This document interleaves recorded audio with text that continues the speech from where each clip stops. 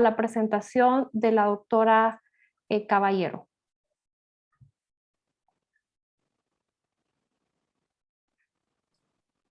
Buenos días, un honor para mí estar acá el día de hoy. Les voy a comentar entonces acerca del estudio que hemos realizado en el Hospital Escuela, acerca de factores asociados a letalidad por COVID en mayores de 18 años, ingresados en el Hospital Escuela durante los meses de mayo a agosto del 2020. Mi nombre es Javier Alexa Caballero, médico especialista en medicina interna. También he trabajado en las áreas COVID del Hospital Escuela, en asesor temático el doctor Efraín Bu Figueroa y asesor metodológico la doctora Elga Coina.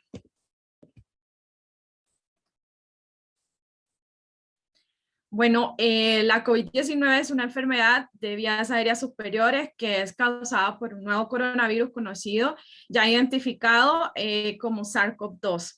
Es descubierto o reportado el 31 de diciembre del 2019 con un brote que inició de neumonía vírica en Wuhan, China. Puede presentarse desde síntomas leves, similares a un resfriado común, o hasta síntomas graves, causando neumonía o insuficiencia respiratoria, entre otras condiciones críticas. Pues esta pandemia que realmente nos ha puesto en alerta a todo el mundo, comienza entre finales o mediados de noviembre y diciembre del 2019 con un reporte de neumonía, de un brote de neumonía típica en Wuhan, China. Fue hasta diciembre, 31 de diciembre del 2019, donde ese brote se dio a conocer por parte de la Organización Mundial de la Salud y donde se pidió tomar todas las medidas. Para esa fecha, cerca de enero, 10 o 15 de enero del 2020, se aisló el genoma del SARS-CoV-2 y ya se definió toda su condición genética. 2 o 3 meses después de esa fecha, ya teníamos casos en muchos países en el mundo, en varios de los continentes, y fue el 30 de marzo del 2020 donde la Organización Mundial de la Salud declara una emergencia mundial por la COVID-19 y ya en ese momento le denominan pandemia. Cerca o a la fecha, para el 10 de octubre, contamos con 241 mil millones de 979.314 casos confirmados de COVID-19 alrededor del mundo, reportando casos en casi todos los países y todos los continentes. Y para esto se acompañan de 4.921.228 muertes por la COVID-19. La mayoría de estas muertes son o corresponden a lo que es América. Y entre América, los países más afectados tenemos Estados Unidos, Brasil, México, Perú, Colombia y Argentina. Honduras forma parte como el 11º lugar o 14, va variando conforme se van reportando los casos de participación en reportar esos casos de COVID-19. Acá en Honduras, cerca del 11 de marzo del 2020, se reportó el primer caso, el cual hasta la fecha se han confirmado 363.017 casos confirmados y 9.679 fallecidos por la COVID-19. Acá en Honduras nosotros tenemos un predominio en la zona norte y los departamentos donde hay mayor casos es Cortés y Francisco Morazán, que realmente son los departamentos más grandes del país.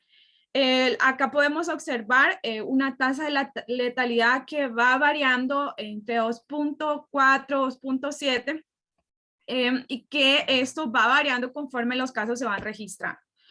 Por todo estos casos en ascenso y la cantidad o el número de casos fallecidos por la enfermedad, pues se planteó la pregunta de investigación: ¿cuáles son los factores asociados a letalidad por la COVID-19 en adultos ingresados en el Hospital Escuela durante los meses de mayo a agosto del 2020? ¿Por qué hacerlo? Pues tenemos un sistema precario de salud que todos conocemos sus necesidades. Ante una enfermedad con una tasa de reproducción tan alta y sin una claridad clara acerca de los factores asociados a enfermedad grave o mortalidad, y sumándole a esto pues la falta de estudios en nuestra población y el número creciente de casos confirmados y también de fallecidos, se decidió analizar una población de COVID-19 en el hospital escuela con el fin de identificar esos factores asociados a letalidad y con esto apoyar la toma de decisiones en los centros de COVID-19 del país. Manteniendo como objetivo general lo que es analizar esos factores asociados a letalidad por COVID en esos adultos mayores de 18 años ingresados en el hospital escuela durante los meses de mayo a agosto del 2020. Como objetivos específicos tenemos describir las características clínico-epidemiológicas de todos los ingresos al hospital escuela durante esa fecha, determinar la asociación entre los factores sociodemográficos y clínicos de esta población e identificar los factores que expliquen la letalidad por la COVID en esos pacientes.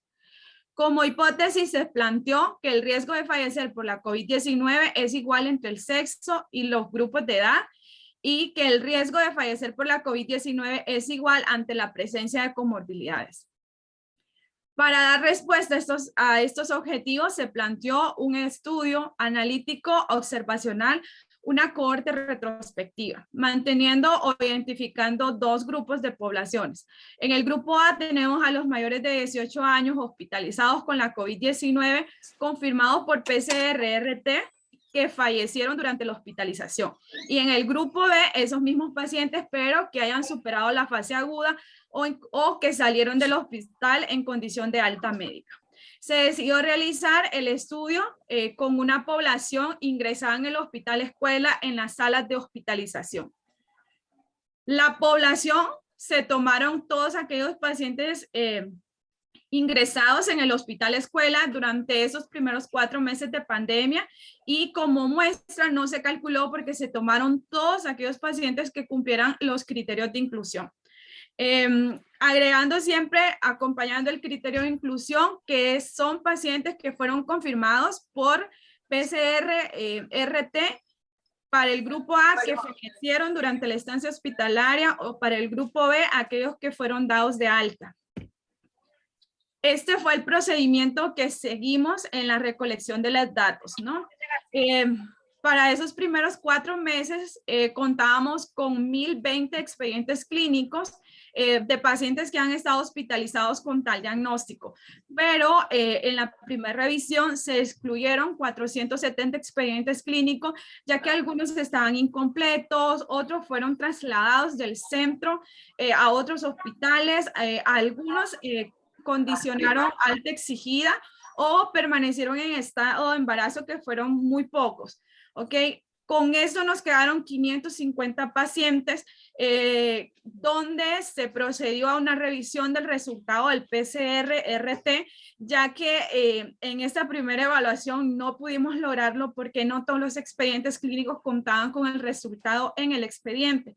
Entonces procedimos a verificar con la base de datos del laboratorio central que fue proporcionada por el Departamento de Epidemiología del Hospital Escuela. Y con esa evaluación excluimos 110 expedientes clínicos que tenían el resultado de PCR negativo, quedándonos entonces con una muestra de 440 expedientes clínicos con resultado PCR positivo y divididos en 2 grupos, para el grupo A como fallecidos y para el grupo B como alta médica. Continuamos entonces con el registro de las variables demográficas y clínicas en la base de datos que fue realizada en el programa de SPS. Okay, acá les hice un algoritmo de cómo se fueron tomando las variables. Las variables se tomaron con la nota de evolución al ingreso y con la historia clínica que es realizada por el residente o por un médico especialista del área. Son las variables demográficas, edad, sexo, procedencia y la categoría de gravedad que fue clasificado la enfermedad del paciente. La evolución de los síntomas, estas fueron las variables que se tomaron en la primera nota de evolución o del ingreso del paciente y seguimos revisando el expediente clínico hasta encontrar la variable relacionada con el nivel de PAFI, que se trata Perdón, doctora. Si nos ayuda, ingeniero, a apagar el micrófono, por favor, del doctor Marco Luque. Gracias.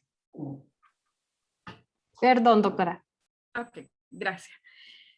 Continuamos entonces evaluando el nivel de PAFI por los gases arteriales o la gasometría arterial para clasificar el síndrome de distrés respiratorio agudo.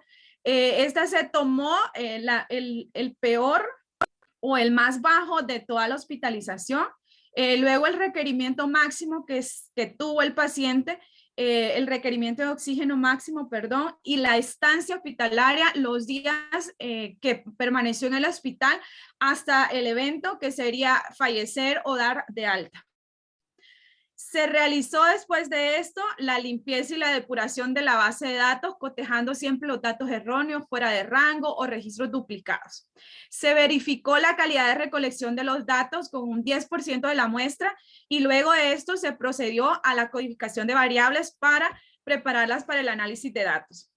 Se evaluó la distribución de la población con Kolmogorov-Smirnov.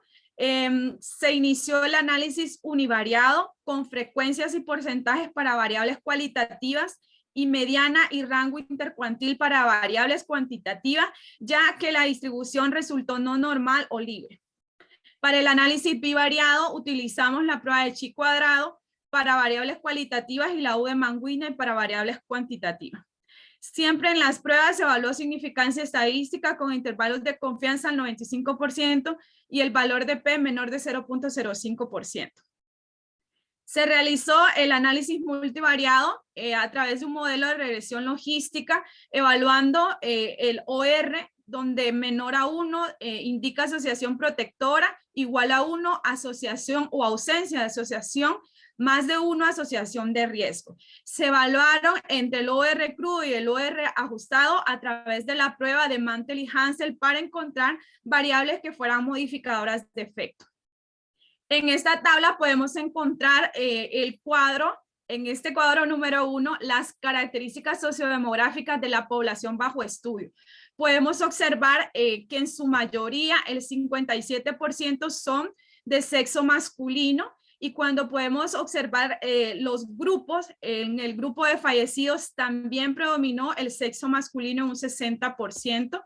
Para la variable edad podemos notar que del rango de 51 a 65 años tenemos el 40% de la población y más de 65 años tenemos el 38%. Esto sumando ambas nos dan más del 90%. Del predominio de la población estaba entre los 51 o más de 65 años. Podemos observar que de las variables sociodemográficas, la variable edad fue la única que presentó asociación estadísticamente significativa. Para procedencia podemos observar que la mayoría de la población son de Francisco Morazán en el 88% de los casos.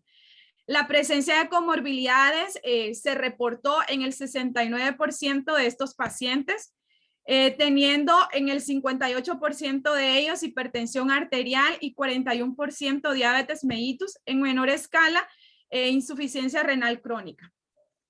Para la terapia previa, hemos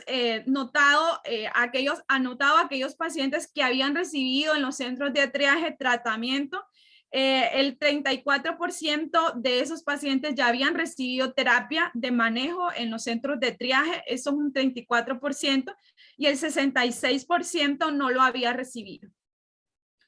Para las características clínicas de esta población, podemos aquí observar que el 72%, perdón, porque ahí se marcó un poquito más arriba, el 72% de la población se clasificó en categoría grave y 22% en categoría crítica. Si sumamos ambos porcentajes, nos podemos dar cuenta que el 93% de la población permanecía de grave a crítica, o sea, la mayoría de la población bajo estudio estaba catalogado entre grave y crítica.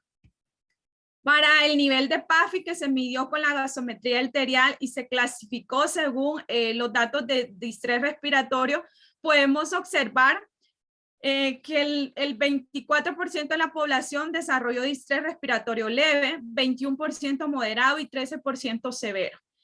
Aquí podemos observar cuando evaluamos el grupo de fallecidos que entre mayor es el grado de distrés respiratorio, mayor es el porcentaje en el grupo de los fallecidos.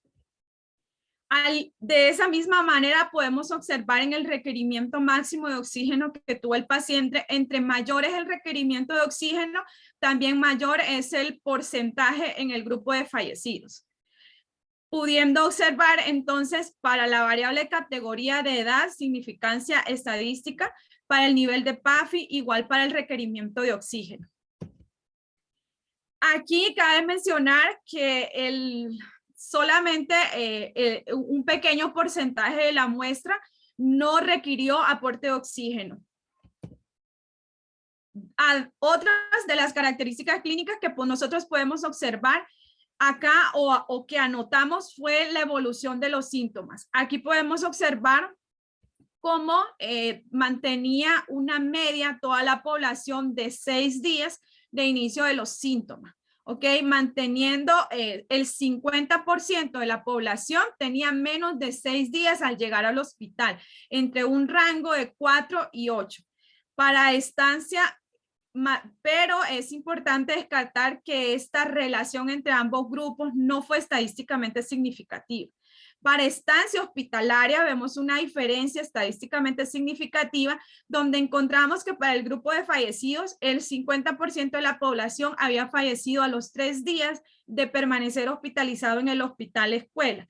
Y para aquellos pacientes que iban de alta médica, fue el 50% de la población de 8 días, manteniendo un rango entre 5 y 12 días.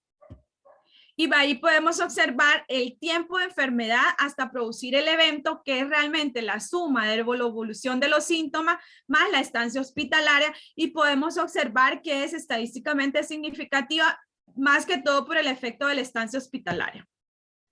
En el siguiente cuadro podemos observar las características sociodemográficas que son asociadas en este caso ya a letalidad por COVID.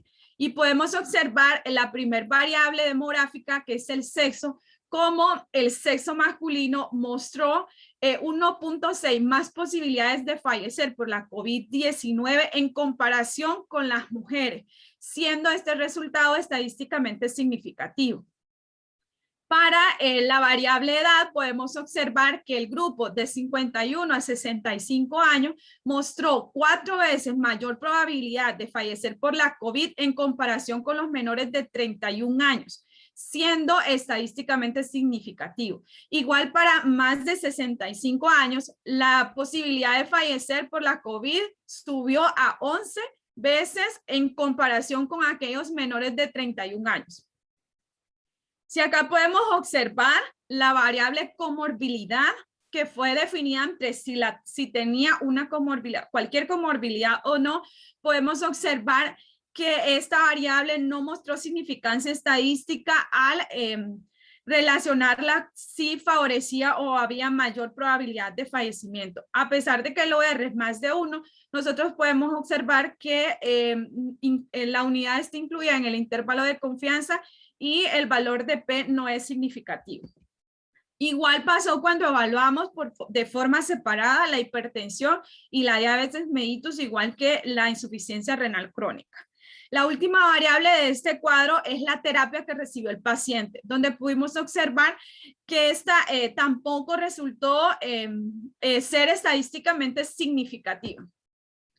Para las características clínicas de la enfermedad, hemos tomado en cuenta la categoría de gravedad y para esto podemos observar cómo en la categoría grave representa 16 veces la probabilidad de fallecer cuando la comparamos con categoría moderada y que esta probabilidad de fallecer aumenta mucho más del doble a 40 veces cuando la categoría es crítica, siendo ambas estadísticamente significativas.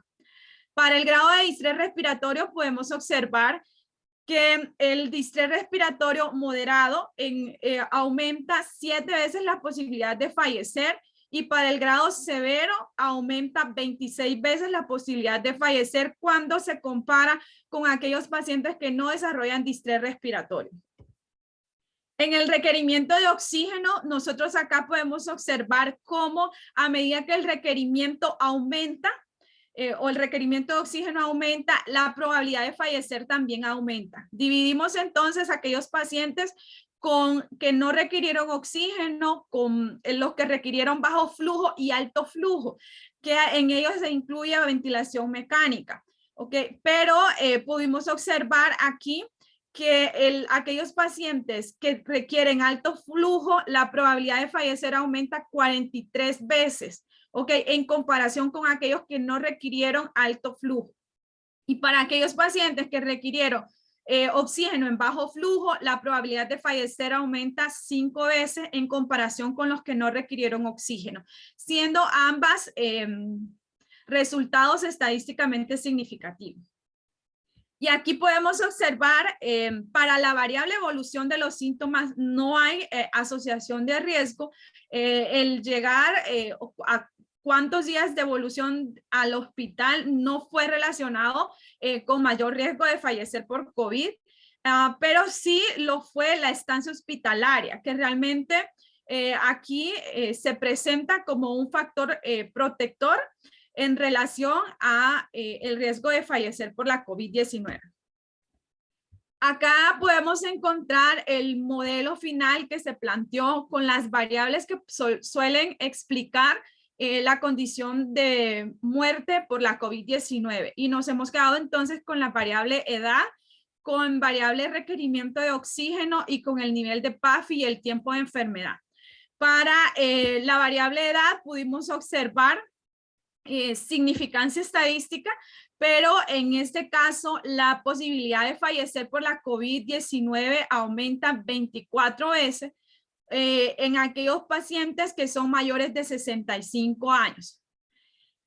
Aquellos pacientes que requirieron alto flujo, la posibilidad de fallecer aumenta 34 veces, y aquellos pacientes con síndrome de distrés respiratorio moderado a severo aumenta su posibilidad de fallecer hasta en 25 veces.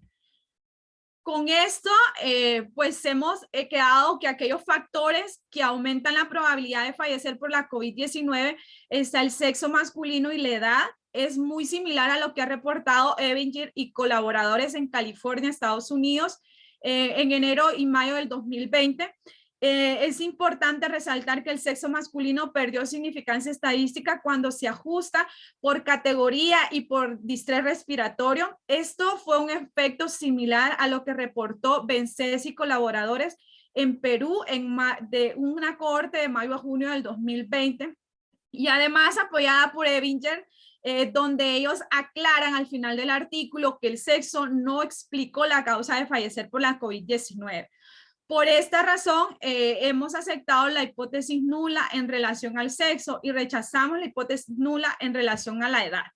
Con respecto a las comorbilidades, hipertensión y diabetes mellitus, no se encontró asociación estadísticamente significativa, en contraste con lo que han reportado Franco y colaboradores en una corte de El Salvador en mayo del 2021, en el cual ellos encontraron asociación ante la presencia de comorbilidades, y además ellos dicen que entre más comorbilidades, mayor riesgo de fallecer.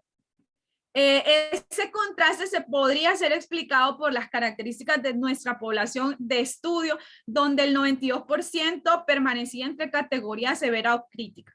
Por esta razón, hemos aceptado la hipótesis nula en relación a las comorbilidades y al tipo de comorbilidades. El requerimiento máximo de oxígeno durante la hospitalización fue asociado a mayor probabilidad de fallecer por la COVID-19, encontrando colinealidad entre ambas variables y considerando que eso puede interactuar por el grado de distrés respiratorio y la categoría donde se clasifica la enfermedad de acuerdo al compromiso pulmonar. Y esto va a ir ligado al grado de distrés respiratorio y por esto al requerimiento de oxígeno. Este mismo efecto fue muy similar a lo que reportó Bencés y colaboradores. Concluyendo en este caso que la mayoría de los pacientes ingresados por la COVID-19 en el hospital escuela fueron hombres con comorbilidades y edad mayor de 51 años.